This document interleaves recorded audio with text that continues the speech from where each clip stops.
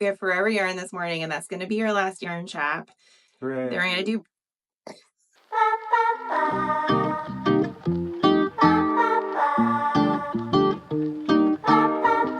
Today is the day. It is Friday, March 14th. Happy Pi Day to all who celebrate. And I am getting ready to head to Philly for the Greater Philadelphia Yarn Crawl. So Scott will be home in about an hour. I took today off so that we could get down there early. And so I've spent the morning packing, getting my projects together, doing a little bit of cleaning around the house since we won't be home this weekend to get any of that done. So I didn't do a lot, but I did enough. I'm not taking a ton of projects with me. I was on the fence about that, and I was going to overpack as I always do. And I decided not to. I decided to just focus on a couple projects that I have on the needles. I'm not taking my Go-Go Dynamo shawl. I'm taking my habitation throw and a pair of socks that I started. And I might throw something else in there. I don't know. But the Go-Go Dynamo shawl is just gonna be too much to take on this journey. I am wearing a hand knit, because of course I am, for a yarn crawl. This is a tank top. I forget which one. I think it might be C Street. But this is a tank top designed by Brianna of Little Wolf Knits. It has a scoop in it, so it's a high-low. So it goes low in the back and it's higher up front, which after I knit it, I wasn't a huge fan of for my body type, but you know, I can make it work. And then tomorrow I'm going to wear her Second Ave sweatshirt that I also made over the summer and that I wore to her retreat. So I will have something hand knit for each of the days that we're doing the yarn crawl, except for Sunday, which we're just gonna hit up a few on the way home, so it's not as intense. I don't know, I feel like it's appropriate to wear a yarny hand knit for a yarn crawl. So that's what that looks like. I'm just really excited about it. And I guess now I'm gonna go finish packing and wait for Scott to get back, and we're gonna hit the road. So we'll see you later.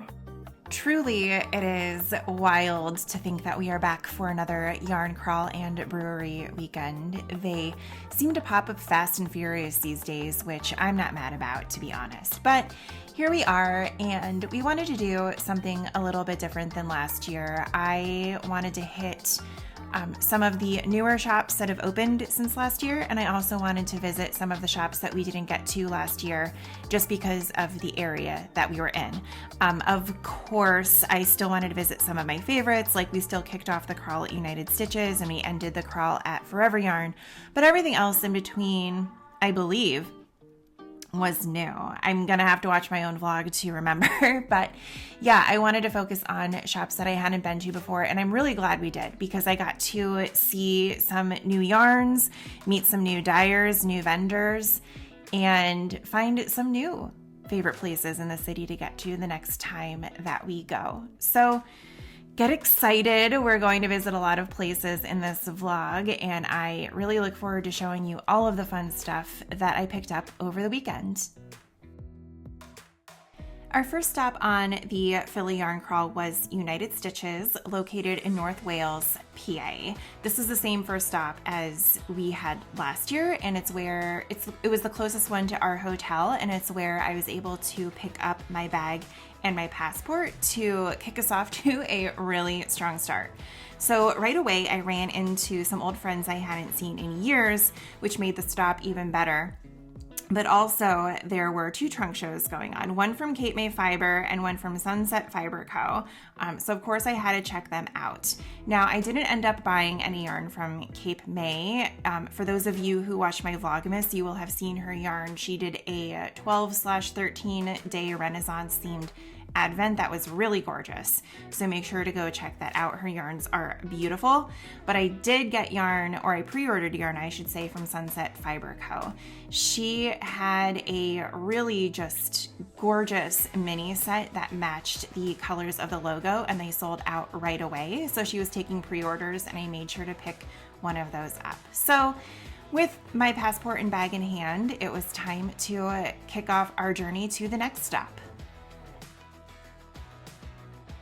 Next on the crawl is the longest yarn in Lansdale. So this shop had opened literally a day or two before we got there, but honestly, you would never know it.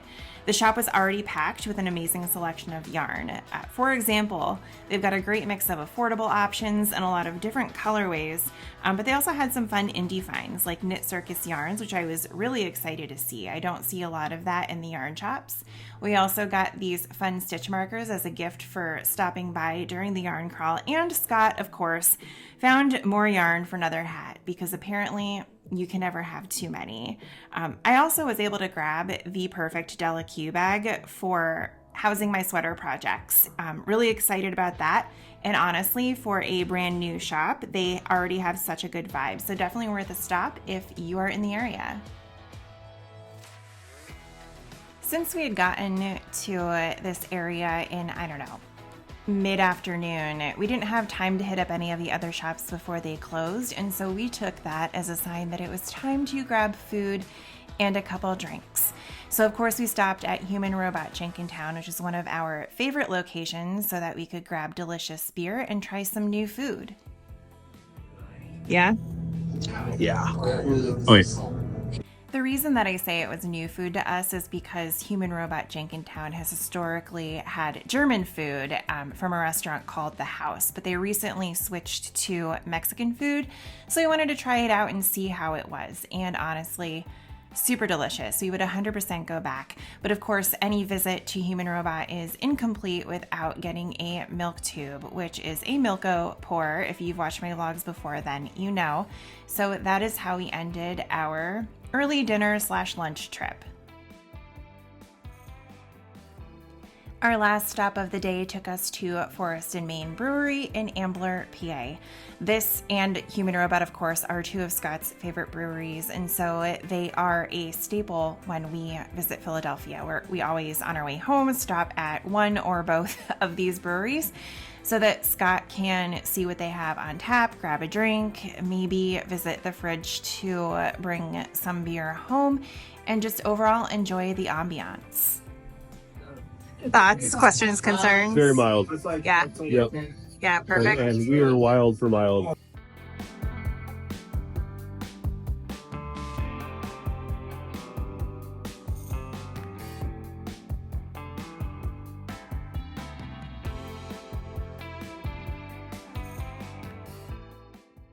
It probably goes without saying at this point, but we travel heavy.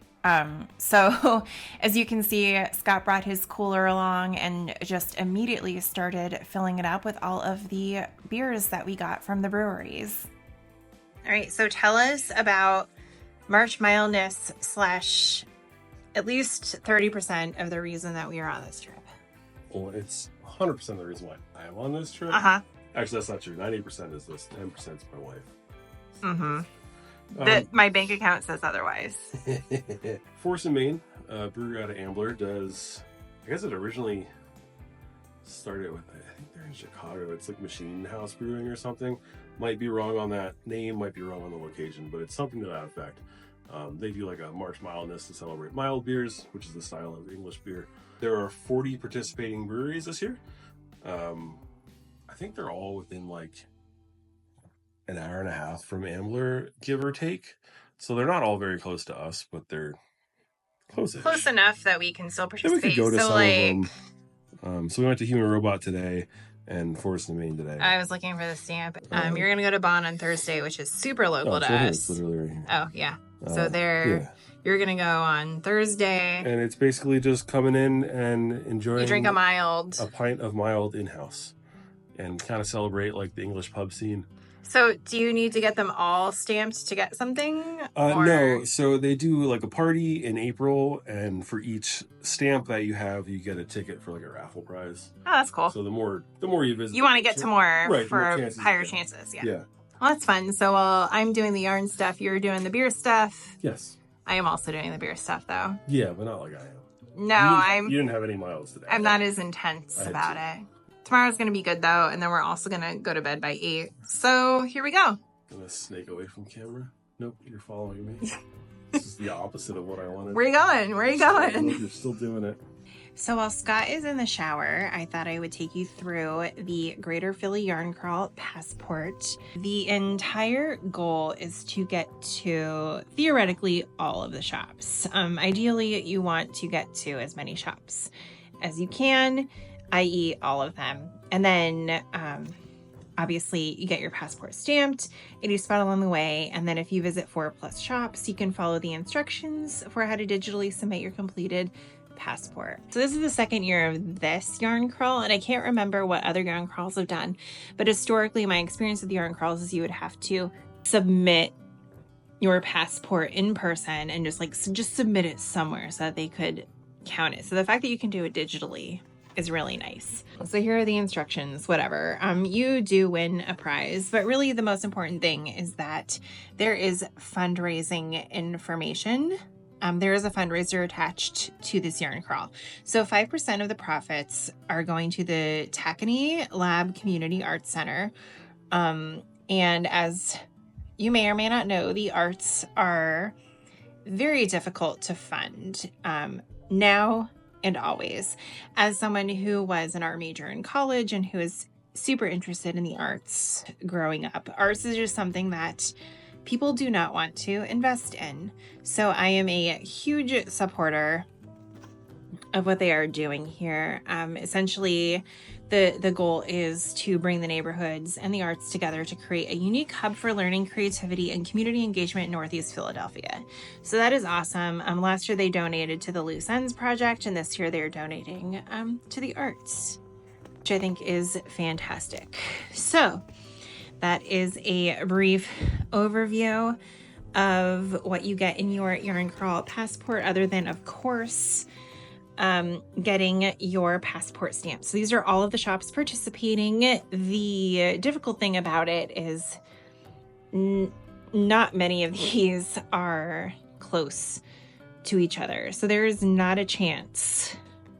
There is not a chance we are getting to all of these. So we do have a spreadsheet of the ones we're going to get to, which I am excited about. And we are trying to get to new places. So places and / shops that I don't normally get to, and or my favorites. So Forever Yarn, that is a favorite of mine. We're definitely going there. And that's going to be Sunday.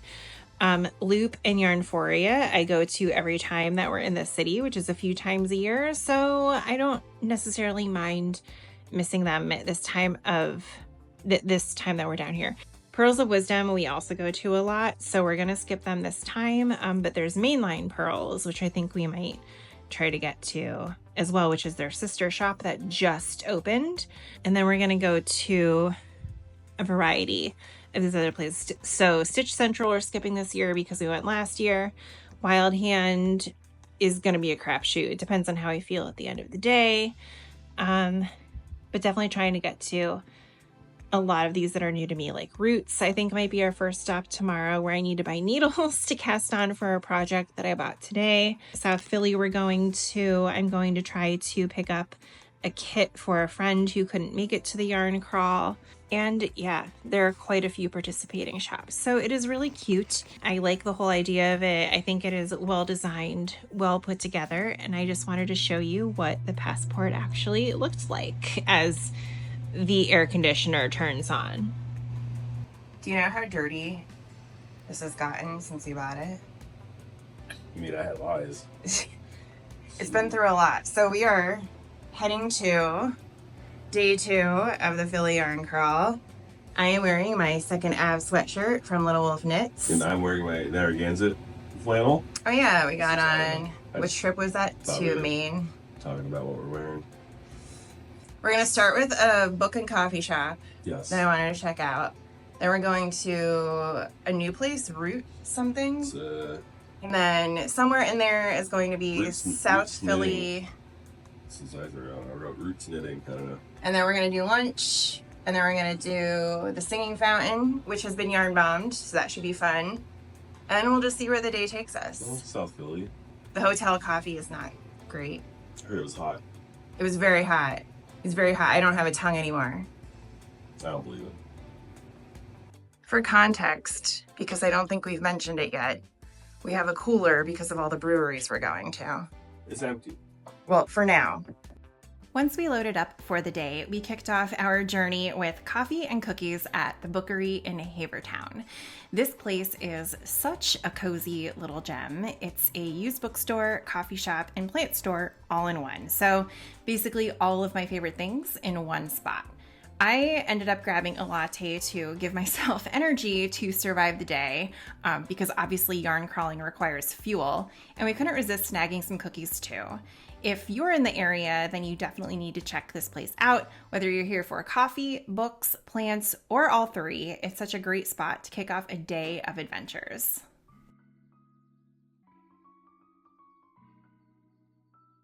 After our morning coffee break and some delicious cookies, we made our way to Roots Knitting Academy and shop in Havertown. So it wasn't far from the coffee shop, which was really nice, just a really short drive. And I was really looking forward to getting here. It is a welcoming space that was founded by lifelong friends, Brianna and Natalie. And the cool thing is that they offer a curriculum-based approach to knitting and crochet instruction for all skill levels. So essentially, this shop is focused on learning how to knit and crochet and learning new techniques and stuff. So it's more than just a knitting shop. They also have a fantastic foundational selection of yarn and supplies. I ended up buying some Kelburn woolens because we weren't going to make it there on this trip, as well as some needles to work on a project I bought at The Longest Yarn. One of our regular stops every time we're in Philadelphia is Barcelona, which is located in Passyunk.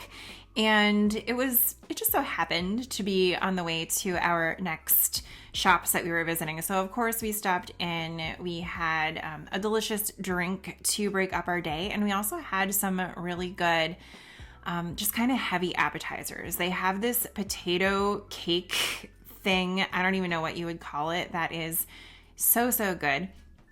So of course we got that, and I was able to start on the cowl that was an exclusive pattern over at The Longest Yarn that I got the yarn for there and the needles at Roots. And so I was really excited to be able to cast that on. Continuing on our yarn crawl, we arrived at the Bach Building in South Philadelphia.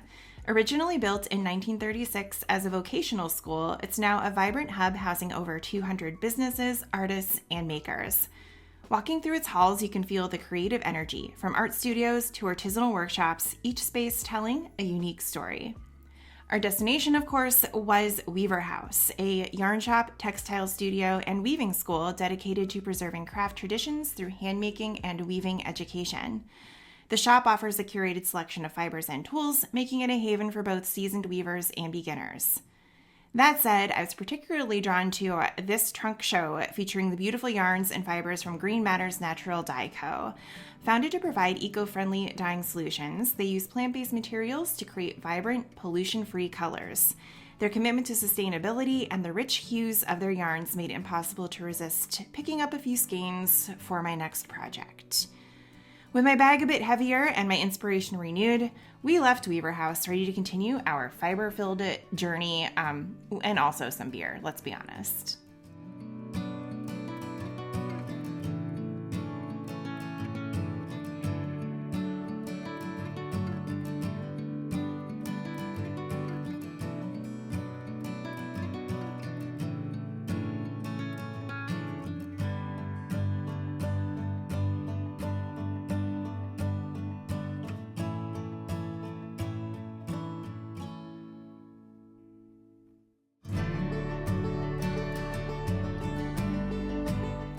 Next on our yarn crawl was South Philly Yarn and Craft, a vibrant creative hub nestled in the heart of South Philadelphia. This woman-owned small business offers a wide array of yarns, knitting and crochet supplies, and an impressive selection of cross-stitch kits. They truly provide everything a crafter's heart desires. During our visit, the shop was hosting a trunk show with local dyer Stitch and Make Yarn Co. Their yarns are crafted using only the finest natural fibers sourced directly from ethical suppliers, ensuring exceptional softness and durability. I couldn't resist picking up some beautiful neon mini skeins, perfect for adding a pop of color to my upcoming projects. The shop also boasts a beautiful cross-stitch selection, catering to both beginners and seasoned stitchers. The staff were incredibly welcoming, making me feel right at home. The shop's cozy atmosphere and diverse offerings truly resonated with me. It's 100% my vibe. Now, I just need to figure out how to convince Scott to return to this area when we're back in town for Log Jammin' in June. With such a fantastic shop like South Philly Yarn and Craft, it's definitely worth the trip. Our next stop was the iconic Singing Fountain, which had been completely yarn-bombed by the Philadelphia Drunken Knitwits, a social knitting group known for mixing fiber arts with a little mischief and a lot of community love. This particular yarn bomb was led by the owner of South Philly Yarn and Craft, so it felt like a must-see after visiting the shop. One of the highlights, a hand-knit sweater dedicated to Gritty, the chaotic, googly-eyed Flyers mascot who's somehow become a beloved symbol of protest, humor, and Philly pride. It was such a fun, creative stop and the perfect example of how fiber arts bring people and whole neighborhoods together. And of course, at this point, we were so close to another human robot location that Scott couldn't help but stopping in, seeing if they had the beers he wasn't able to buy yesterday, and get another milk tube.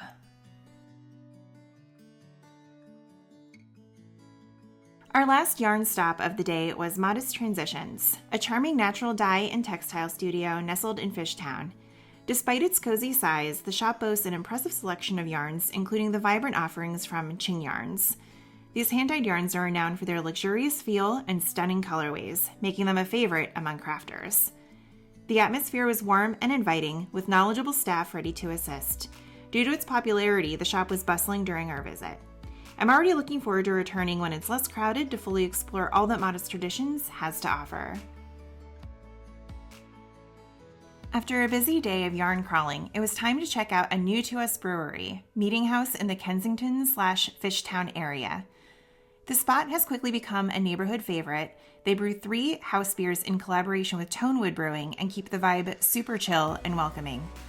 We grabbed a snack. Scott couldn't resist the roast beef sandwich, and everything was just really solid, from the drinks to the service.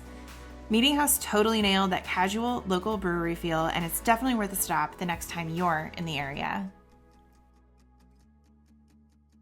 Our final stop of the day was Carbon Copy, a super cool brewery and pizza spot in West Philly, but we were here for the pierogies. This place brews their own beer and roasts their own coffee, which is already a win, but the food, so good. We grabbed some pierogies for dinner and they totally hit the spot. It was the perfect chill end to a jam-packed yarn crawl weekend. Great food, great beer, and a laid-back atmosphere to wind down. If you haven't checked out Carbon Copy yet, definitely add it to your Philly list, especially if pierogies are your love language. This is what the back of our car looks like on any trip. Reminder, we left for 2 days. 2 days. It is. Well, it doesn't have our clothes in it right now. It's literally just the beer and the yarn. We forgot to do the yarn bracket or yarn shop bracket yesterday.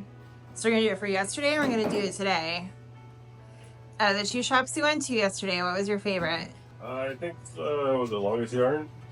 I would agree with that. Thank you for agreeing that was your favorite.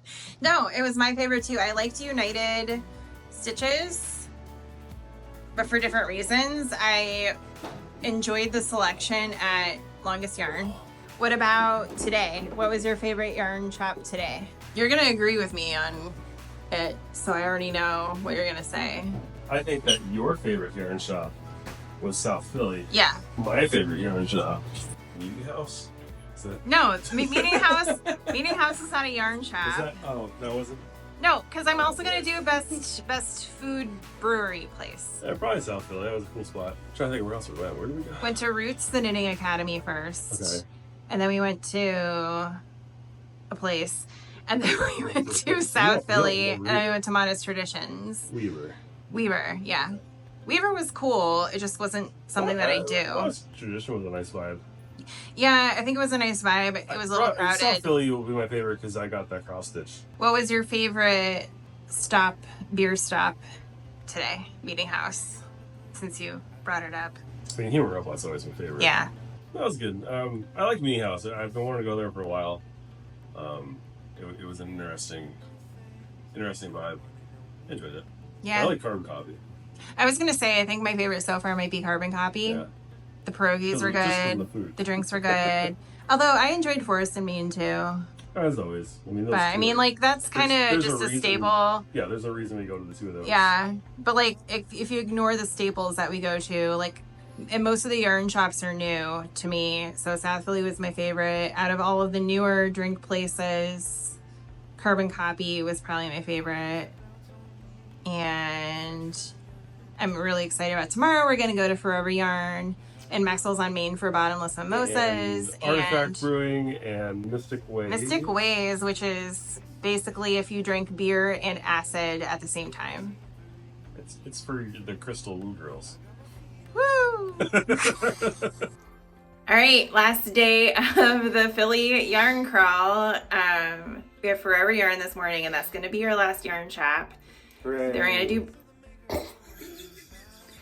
we're gonna do brunch, and then 2 breweries, and then go home. The Vampire Museum. Oh, we're doing the Vampire Museum? That's on the list. I forgot.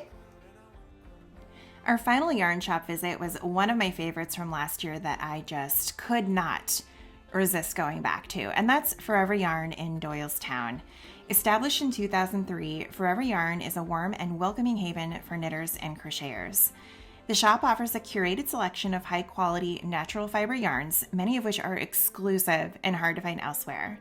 I was thrilled to see they also carry Ching fiber, which you will see in a brief minute. Wait for it. Here it is. So I picked up this yarn to make a sweater, the CMC sweater, which was designed by Yan, the owner of the shop, who actually recognized us from our visit last year and even remembered Scott and asked if he got his beer, which was such a personal touch that made us feel right at home. Forever Yarn is renowned for its distinctive selection, including exclusive colorways like Toujours from La Bien Amie, available only at this shop. Their commitment to offering unique, high-quality yarns makes each visit a new adventure and discovery. Leaving Forever Yarn with a hefty bag of treasures, I couldn't help but feel this was the perfect way to conclude our trip, although my bank account might disagree. I bought a lot. This yarn, for example, will eventually become a shift from Andrea Mowry, and then, of course, the yarn from my sweater, which is going to pop up in a second here. But now I definitely have other just beautiful skeins I'm not sure what to do with, but I'm sure we'll figure it out.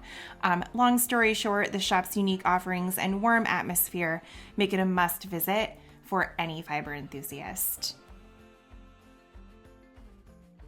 After our yarn-filled morning, we headed to Maxwell's on Main, affectionately known as Mom's, for a brunch we'd heard so much about.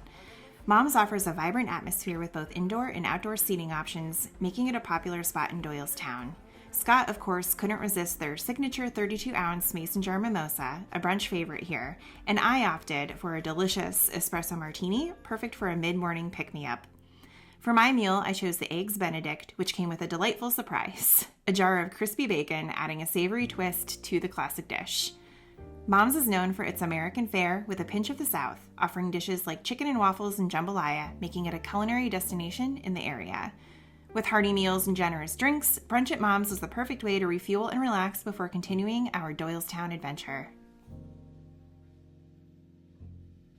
Right across the street from Mom's is Artifact Brewing, where we made a quick stop and had a perfect little knitting break after brunch. This spot has a warm, laid-back vibe and delicious beer, so it's definitely a spot I'd come back to the next time we're in Doylestown. Our next stop was Vampa, the Vampire Art Museum and Paranormal Activity Center, which is a unique blend of art, history, and the supernatural. Interestingly, Vampa shares its space with an antique shop, offering visitors a dual experience of exploring both vintage treasures and paranormal exhibits. Beyond the museum, the expansive grounds include a whimsical dinosaur park, allegedly for children, and a serene Zen garden, making it a family-friendly destination. Adding to the charm, vibrant peacocks roam freely, enhancing the eclectic ambiance of the property. Inside, Vampa houses an extensive collection of vampire-related art and artifacts, some dating back to the 1700s. The exhibits delve into folklore, myth, and the intersection of the supernatural with faith, providing a thought-provoking experience. One of the more intriguing areas, if you want to call it that, is the Daw Room, reputed for heightened paranormal activity where visitors have reported unexplained occurrences. While I refrained from filming inside the museum, partly due to its status as a paid exhibit and partly out of a playful caution against inviting any lingering spirits, i.e. those creepy dolls, the experience was both fascinating and eerie. For a more in-depth visual tour, I recommend checking out the Carpetbaggers video on Vampa, which offers a comprehensive look into the museum's unique offerings and is easily found right here on YouTube with a quick search. Overall, our visit to Vampa was a captivating blend of art, history, and the paranormal set within a picturesque landscape that invites both curiosity and contemplation.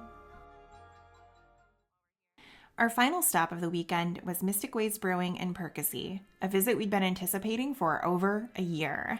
Stepping inside, we were immediately captivated by the unique ambiance, a psychedelic forest theme complete with a floor-to-ceiling 3D neon mushroom mural handcrafted by co-owner and artist Floppy D'Amelio. The attention to detail continued with handcrafted river tables made from live-edge wood and epoxy resin, embedded with elements like shells and leaves, enhancing the natural, mystical vibe. Despite our exhaustion, the welcoming atmosphere and exceptional beers made our visit to Mystic Ways Brewing a memorable finale to our weekend adventure. This long-awaited visit exceeded our expectations, and we look forward to returning to explore more of their innovative brews. And that's a wrap on this year's Philly Yarn Crawl weekend. From neon minis and sweater quantities to a sweater pattern from a yarn shop owner and a jar of bacon at brunch, this trip had everything. We visited some incredible new spots, returned to a few favorites, and found so many inspiring yarns that I can't wait to work with. My heart and my project shelf are full, and my bank account, well, we don't have to talk about that. Until next time, or the next festival, which I'm going to in April. See you then.